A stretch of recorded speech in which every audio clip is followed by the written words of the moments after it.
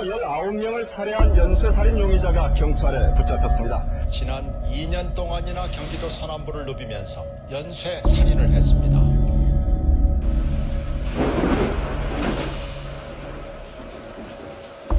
교도소에서 모르는 사람이랑 지내기가 쉽지 않았을 텐데 내가 그 마음을 좀 알거든요.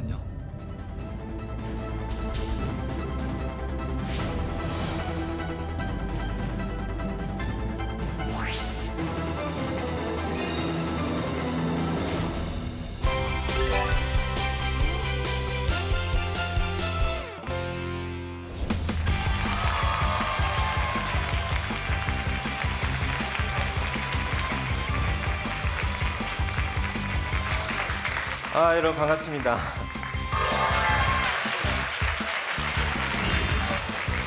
너무 반갑습니다, 여러분들. 그 귀한 자리에 이렇게 초청을 해주셔서 너무 설레는 마음으로 왔습니다. 이 오프라인이 저도 참 오랜만입니다. 이렇게 반가운 얼굴들을 이렇게 보면서 이야기를 나누니까 굉장히 좋네요. 여러분들 별로신가요? 네, 고맙습니다. 사실 여러분들이야말로 한 시대, 특히 우리 대한민국, 우리 나라의 문화를 창출하고 이끌어가는 정말 주역들이지 않나 하는 생각이 듭니다. 여러분들을 응원합니다.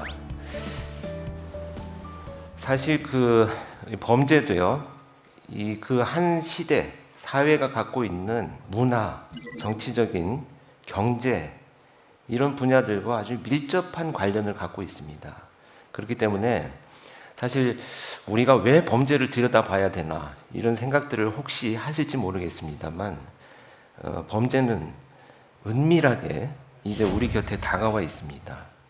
그래서 제가 좀 오늘 그 범죄와 관련된 흐름을 좀 말씀을 드리고 2부에서는 그렇다면 지금 우리가 직면하고 있는 상황은 과연 어떤 것인가를 같이 고민해보는 그런 시간을 만들도록 하겠습니다. 우리 사회는 범죄가 사실 CSI나 프로파일러가 필요 없는 사회였습니다. 지금도 제가 바라는 이상적인 사회는 저 같은 프로파일러가 필요 없는 사회가 되어야 되겠죠. 80년대를 넘어가면서 90년대 초까지 한국 사회의 범죄는 동기가 뚜렷했습니다. 치정, 원한 이런 일들이 아니면 사람이 사람을 살해하는 범죄들이 거의 없었던 사회가 우리 한국 사회입니다. 그런데 1993년, 4년을 넘어가면서 한국 사회 범죄는 엄청난 변화를 직면하고 맞아들이게 됩니다. 그때 일어난 사건들이 바로 여러분들이 언론에서 종종 보셨던 소위 지존파, 막가파 이런 범죄들이 나타나기 시작을 했습니다. 전국 곳곳에서 모두 5명을 살해한 범죄단 일당 6명이 경찰에 검거됐습니다. 누구를 죽였어요? 누구를? 죽이고 싶었는데. 잘랐는데?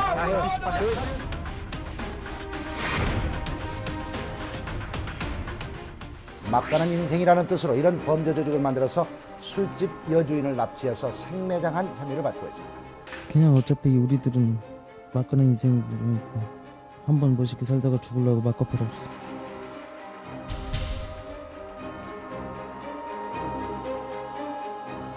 이 범죄들이 변화되었다라고 하는 의미는 뭐냐 하면 동기가 피해자와 가해자 간에 일어난 문제로서 만들어지는 것이 아니고 자기가 가지고 있는 감정을 불특정한 다수에게 마구 표출한다는 의미를 갖고 있습니다. 그래서 우리는 그때부터 이미 아무 이유 없이 피해를 당하는 사건들이 나타나게 된 거죠. 물론 어떤 이유에서든 치정이든 원한이든 범죄를 합리화할 수는 없습니다. 그러나 더 중요한 것은 그런 가해자와 피해자 간의 인과관계가 없는 상황에서도 범죄가 일어나고 누구라도 피해자가 될 수 있다고 하는 이런 문제들은 우리가 다시 한번 깊이 생각해 봐야 할 문제가 되겠죠. 그런데 그런 사건들이 벌어지고 있음에도 불구하고 우리 한국 사회는 간과했습니다. 이 위기의식을 간과하고 넘어갔어요. 그래서 적극적인 대응을 하지 않았습니다. 그래서 저는 89년도에 경찰에 순경으로 입문을 해서요, 강력 수사를 했습니다. 범죄와의 전쟁이 일어나던 시기여서 강력 수사를 하다가 너무 하기 싫어가지고 CSI가 됐어요. 근데 그때만 해도 CSI가 지금처럼 이렇게 인기가 많지를 않았습니다. 그래서 좀 회피하는 부서였었어요. 그래서 제가 할 수 있었습니다. 경쟁이 치열하면 안 됐겠죠. 그런데 CSI를 하면서 한 8년 동안의 시간이 지나다 보니까 범죄 자체가 변화되기 시작하면서 증거가 점점 줄어듭니다. 계획적으로 사람들을 살해하기 위해서 계획을 수립하고 증거를 인멸하는 범죄로 변화된 것이 이 90년대 초의 범죄들입니다. 무차별 묻지마 범행도 이렇게 치밀하게 준비했던 것으로 드러났습니다. 흔적을 남기지 않기 위해 현장에 불을 지르거나 시신을 산에 묻는 잔혹함을 보였습니다. 그래서 우리 한국 사회는 아까 제가 말씀드렸다시피 간과해왔다라고 하는 이유는 뭐냐면 이미 연쇄살인의 시그널을 보여주고 있음에도 불구하고 적극적인 대처를 하지 않았어요. 그래서 CSI 현장에 있던 저는 2000년 2월에 한국경찰에서 처음으로 프로파일링이라고 하는 업무를 개시하면서 발령이 났습니다. 오직 한 명이.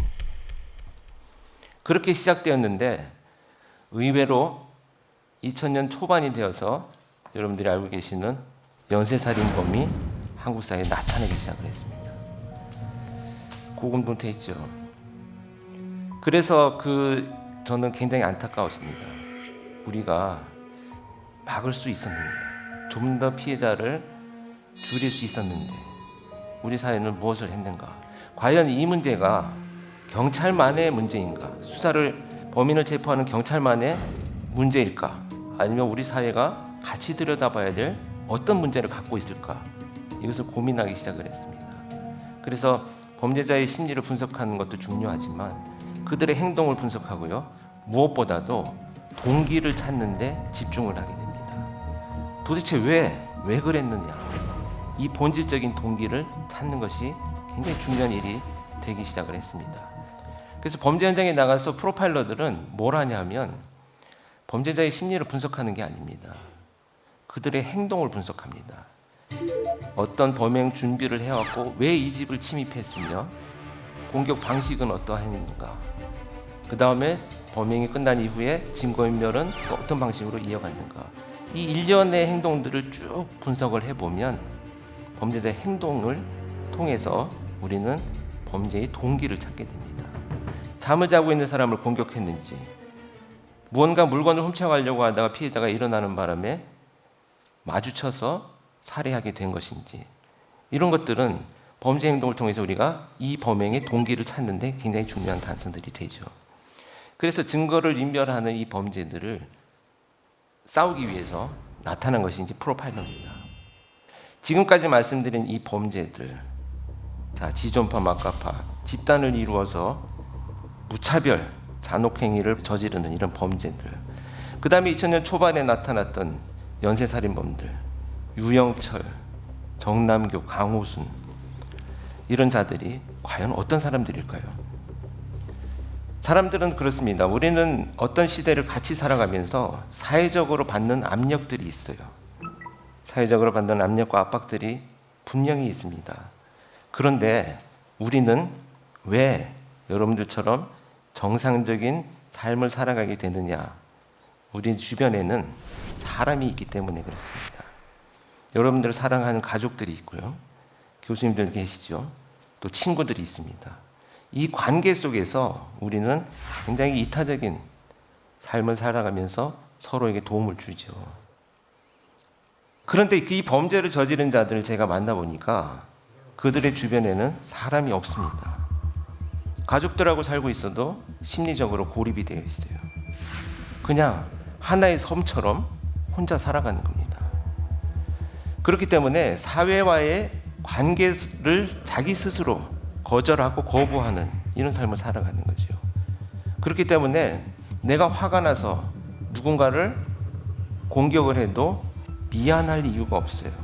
이들이 죄책감이 없다라고 하는 것은 기본적으로 갖고 있는 그들의 기질적인 문제들, 소위 뭐 사이코패스라든지 소시오패스라든지 이런 문제들도 개입이 되지만 본질적으로 그들의 마음속에는 나와 내가 살아가고 있는 세상과 여러분들이 살아가는 세상이 다른 것이기 때문에 내가 화가 나서 누군가를 공격을 해도 미안해해야 할 아무 이유가 없는 사람들입니다.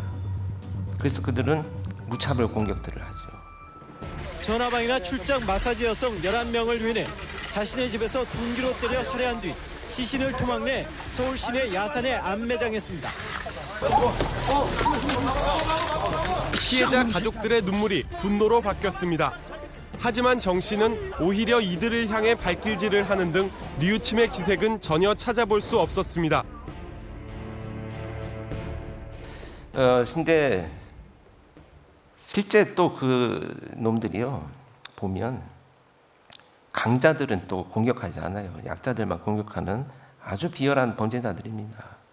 그래서 연쇄살인범, 뭐 악마다 이런 표현들을 많이 하는데요. 그런 것들은 적절치 않습니다. 그냥 비열한 성범죄자이고 살인범일 뿐이다. 이렇게 생각을 합니다. 스스로 그렇게 자기를 고립시켜가면서 타인들과의 관계를 거부하고 살아가는 사람들. 그래서 우리는 그런 것들을 알게 됨으로 해서 무엇을 할 때 무엇을 해야만 그런 범죄들이 본질적으로 줄어들 것인가를 고민하는 단서로 활용할 수가 있습니다. 그것이 바로 여러분들이 지금 추구하고 계시는 이런 분야들입니다. 예술과 어떤 문화의 창조들은 사람들을요 그런 분노 속에서 자유롭게 만들 수 있습니다. 그래서 여러분들이 하는 일들은 무엇을 하든 그것이 바로 범죄를 예방하는 길이기도 합니다. 범죄를 예방한다는 것이 CCTV를 많이 달아놓고 경찰 수사력이 높아진다. 물론 줄어들 수는 있겠지만 범죄라고 하는 것은 사라지지가 않습니다. 자, 이렇게 2009년도에 강호순이 체포가 됐습니다. 그 이후로 지금 거의 한 10몇 년이 지났죠. 근데 연쇄살인범이 나타났습니까? 안 나타났죠. 어디로 갔을까요? 이놈들이. 죄송합니다. 제가 이 퇴직을 하고 몇 년이 지나도 자꾸 범죄자 얘기할 때 자꾸 이놈들이라 그래가지고 그렇다고 뭐 제가 이분들이라고 할 수는 없고 말이죠. 하여간 이자들이 어디로 갔을까요? 사라지지 않았습니다. 강호순이 체포된 이후에 지금까지의 범죄 유형들은요 무엇이었냐?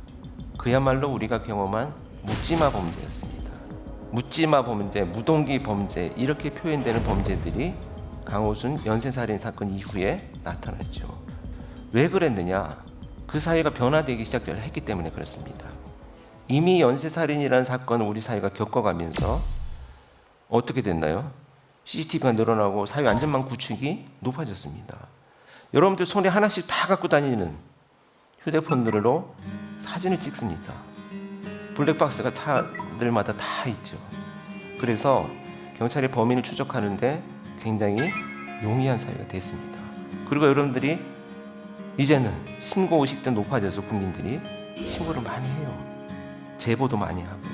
그러다 보니까 계획적으로 연쇄적인 범죄를 저지른 자들이 차단이 되기 시작을 한 것입니다. 그래서 없어진 것이 아니에요. 우리 사회가 막고 있는 겁니다. 그렇다면 우리가 또 한 가지 고민해야 될 것은 뭐가 있을까요? 자, 그렇다면 이 자들이 법정에서 기존에 있어 왔던 양형 기준으로 처벌을 받는 것이 과연 타당할 것인가? 이런 고민들도 한 번쯤은 해볼 필요가 있겠죠. 자, 어찌됐건 이렇게 묻지마 무동기로 표현되는 범죄 유형으로 한국 사회는 바뀌어 왔습니다. 자, 그 자들을 또 만나봤어요. 만나봤더니 그 자들도 역시 고립된 사람들입니다. 그리고 자기가 갖고 있는 감정들을 굉장히 왜곡되어서 표현을 합니다. 아주 뒤틀려 있어요. 유영철은 경찰에서 부자와 여성을 증오한다고 말했습니다. 잔인한 범행은 이 비뚤어지고 막연한 생각에서 비롯됐습니다. 여성과 부자가 미웠다. 용의자 정 씨는 희대 살인마 유영철처럼 사회에 비뚤어진 증오심을 드러냈습니다. 계기로 여성들이 함부로 몸을 놀리거나 하는 일이 없었으면 하고 부유층들도 좀 각성했으면 합니다.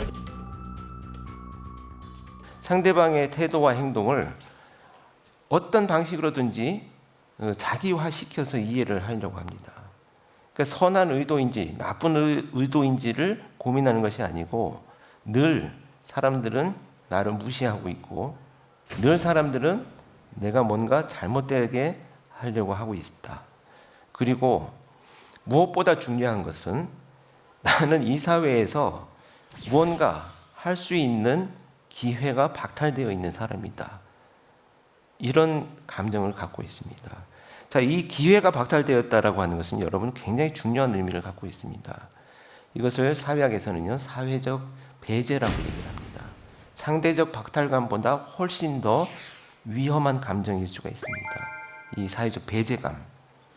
이 사회 구성원으로서 내가 뭔가 할 수 있는 기회가 박탈되어 버렸다. 라고 하는 감정은요, 뭔가 내가 노력을 해서 그 간격들을 메꾸려고 하는 것이 아니고 그 간격을 넘어설 수 없다라고 생각하기 때문에 그 간격 위에 있는 사람들을 파괴하려고 하는 시기의 감정을 갖게 됩니다. 그래서 질투와 시기는 여러분 같은 결이지만 다른 의미를 갖고 있어요. 질투는 내가 가지고 있는 것을 보호하려고 하는 심리적 기제입니다. 내가 좋아하는 여자친구나 남자친구, 이성친구가 있는데 누군가 와서 자꾸 밥도 사주고 영화도 보러 가고 이러면 어떤가요? 화가 납니다. 내 이성 친구한테 네가 왜 밥 사줘? 네가 왜 영화관을 같이 가야 돼? 화를 내죠. 이것을 질투라고 한다면 시기의 감정은 내가 가지고 있지 못한 것을 가지고 있는 그 사람의 것, 그것을 파괴하려고 하는 감정이 시기의 감정입니다. 그래서 많은 연쇄살인범들이나 묻지마 범죄자들을 제가 만나보면요, 이구동성으로 같은 얘기를 합니다. 웃음소리가 너무 기분 나빠서 공격했습니다.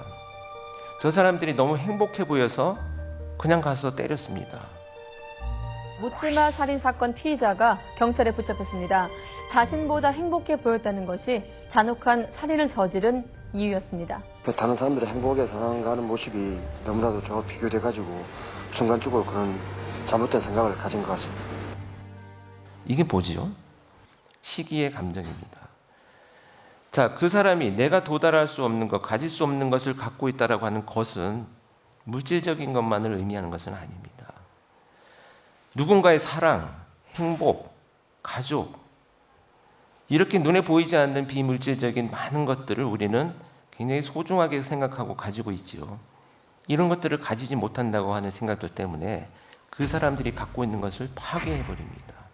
그런 범죄자들의 심리는요, 사실 개인적인 문제가 굉장히 깊은 관련을 갖고 있습니다만 보다 더 폭넓게 본다면 사회가 지금 어떤 방식으로 이해되고 있는가, 그들에게 이것을 살펴보는 것이 그 범죄들을 이해하는 데 굉장히 큰 도움이 될 수가 있다, 이렇게 생각을 합니다. 그래서 여러분들은요, 지금 행복하신가요? 행복이라고 하는 것이요, 저는 그렇게 생각합니다. 이 범죄자들과 우리의 삶을 비교할 필요는 없습니다만 중요한 것은 과연 내 스스로 내가 행복하다고 하는 것, 내 주변에 사람이 얼마나 있다라고 생각하는 것, 이것이 나를 지켜가는 힘이지 않는가, 이런 생각들을 해봅니다. 저는 그런 얘기를 많이 듣습니다. 이 스트레스를 어떻게 해소하면서 그 잔혹한 놈들과 살았는가를 묻는데요. 저는 동료들이 있었기 때문에 살아남았습니다. 그래서 사건 수사본부에 투입이 되면 며칠씩 밤새죠. 며칠씩 밤새고 후배 프로파일러들하고 막 밤을 새우고 수사팀이 브리핑을 합니다. 이렇게 형사들 다 모아놓고 브리핑을 하고 나면 해산하지 않습니다. 반드시 식사를 하거나 뭐 호프 미팅을 하거나 차를 마시는 시간을 반드시 가지고 나서 헤어집니다.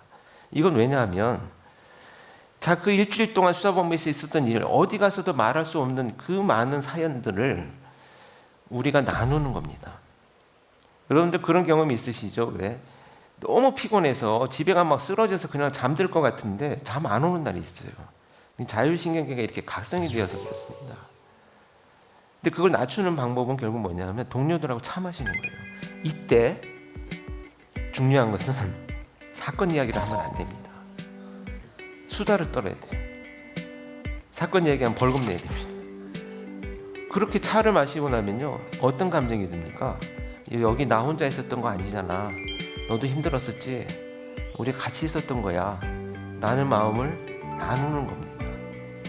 그때 이 우리 머릿속에서는요, 세로토닌이 막 잔잔한 물결처럼 나를 지켜주고 분비가 됩니다.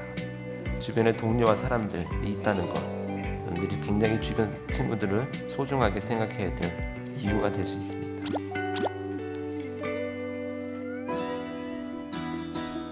정말 물어보고 싶다 질문하시면 되는데요.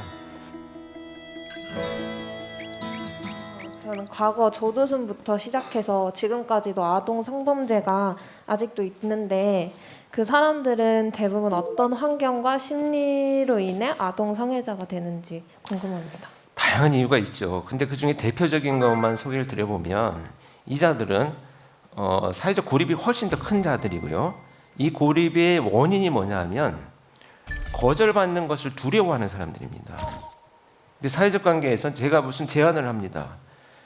오늘 처음 본 학생에게 오늘 저녁 식사 나랑 같이 할래요? 학생들 같이 모여서 싫어요 그러면 그럼 다음에 합시다 이렇게 하는 것이 정상적인 사고의 프로세스라면 이 자들은 이렇게 거절을 당하면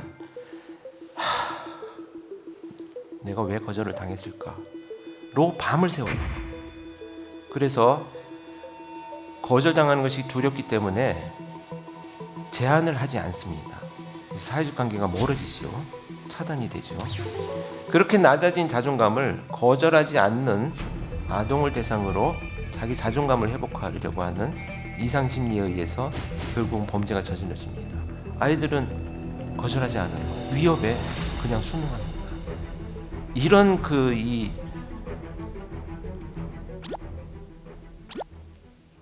갑자기 욕이 나올 것 같아요. 이런 그 자들입니다. 그 자들은.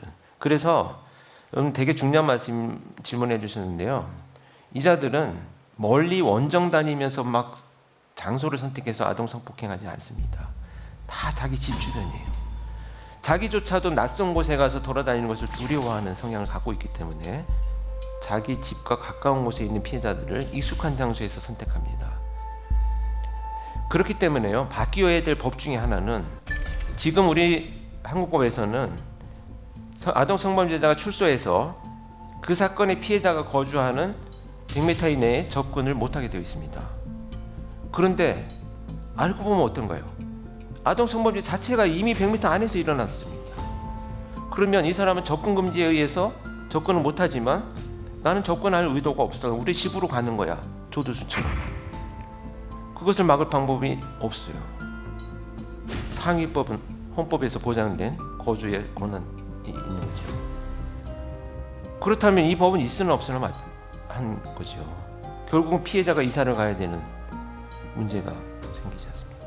그래서 지금 질문하는 게 굉장히 중요한 게 이 프로파일링이나 이런 범죄 분석을 하고 범죄자들이 이 동기와 사회적 현상을 통해서 이해하는 이유는 뭐냐면 그렇게 법을 만들 때 이 범죄자들이 갖고 있는 특성이 뭐냐, 바로 옆집에 사는 아동을 대상으로 성범죄를 저질렀는데 100m 이내에 접근하지 마. 그런데 집이 여기 있으면 그 집에 가는 건 괜찮아. 이런 이상한 법을 만들지는 않는 거죠. 굉장히 의미 있는 질문을 해주셔서 고맙습니다. 또 다른 분 질문 한번 받아볼게요. 네, 저기 위에. 네. 네, 교수님께서 범죄자들의 심리를 잘 파악해야 하는 직업을 가지신 만큼 거짓말하는 사람들을 어떻게 알아내는지 궁금합니다. 그런 능력은 없어요. 근데 되게 의미 있는 질문을 하시는데 어떤 그 도구들이 있습니다. 예를 들면 진술을 분석하는 기법들이 있고요.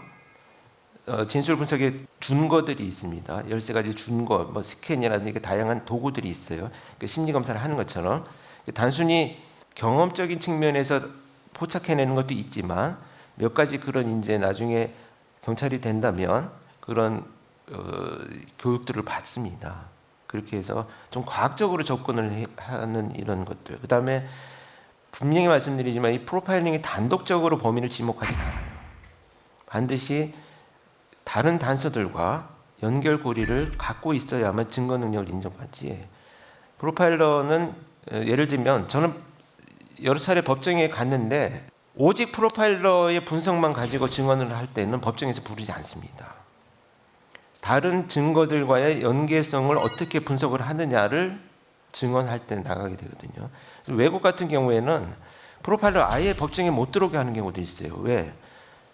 이 프로파일러 진술이 배심원들한테 영향을 줄 수 있다는 거죠. 굉장히 엄격하게 그런 과학적인 단서들을 가지고 접근한다. 이렇게 이해를 하시면 될 것 같습니다.